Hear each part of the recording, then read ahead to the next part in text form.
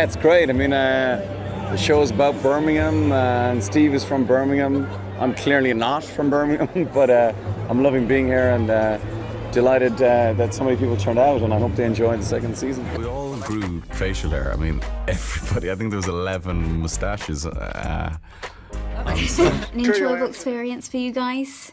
Made you want to work together again in the future? You must be so happy you get down to this. It's my turn.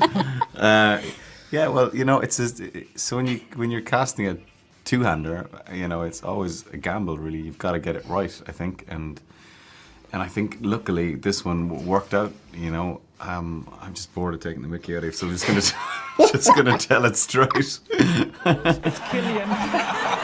His name's Cillian, the young boy's name. I'll take that as a compliment, I think. I'm not quite sure. Many people say that you are a sex symbol of cinematography. Do you believe yourself to be so? And is it important for you to be liked by the audience?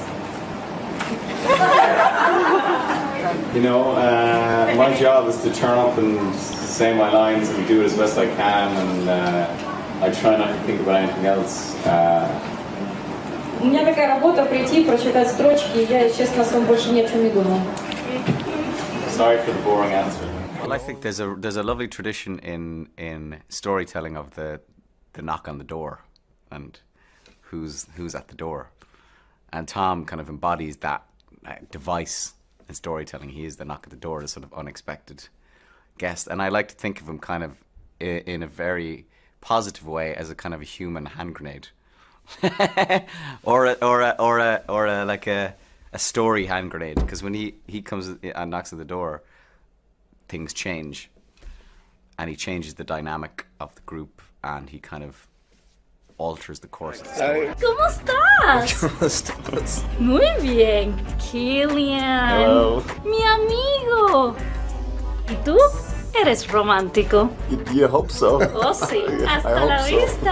Ask his wife. Adios, Cillian. Adios. Adios, Jamie. Adios. Lucy, how's it going? Good, how are you? How emotional has this whole thing been? Alrighty then. So, you know, Kirk is going to be all about, and you're tackling a very similar time frame. Talk to me about the relationship with Nolan and working with him once again on the new film. Well, I'm just very lucky. I mean, I met Chris on Batman Begins, which I guess is, I don't know, I generally judge it by how many children we've all had in the interim.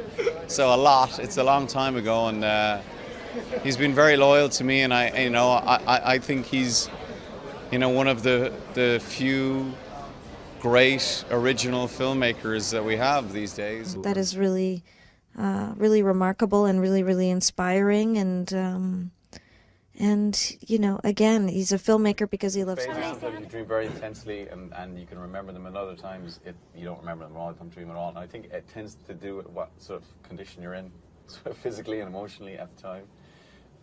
And they're so subjective that, you know, and people say that listening to other people's dreams is the most sleep-inducing thing possible. So, you know. I'm sure you'll answer different this time. Probably. Yeah. Okay, you shoot. Okay, Cillian, what do you love about your life? What I love about my life? Yeah, that is a very good question. I suppose I feel very lucky to be doing what I love. And you know, that's really it. It's simple as that. Yeah, it's as simple as that. great. Well, thank you for your answer. Thanks. I'm sure you've had better ones, but thank you. Of course, yeah. Thank you. Thanks. We definitely thought about that every day. Am I answering that as well? You don't have to if you don't want to. We can move to the next question if you want. Sure. Yeah. Okay. Did you guys feel that on set? You're like, he's so young. No, actually, no. It didn't really feel like that because he's such a good actor, and I think that, you know, it was such an ensemble. Everybody was there for each other, and we all kind of looked out for each other. So no, he's all right. He can look after himself. He's Spider-Man. Yeah. Yes.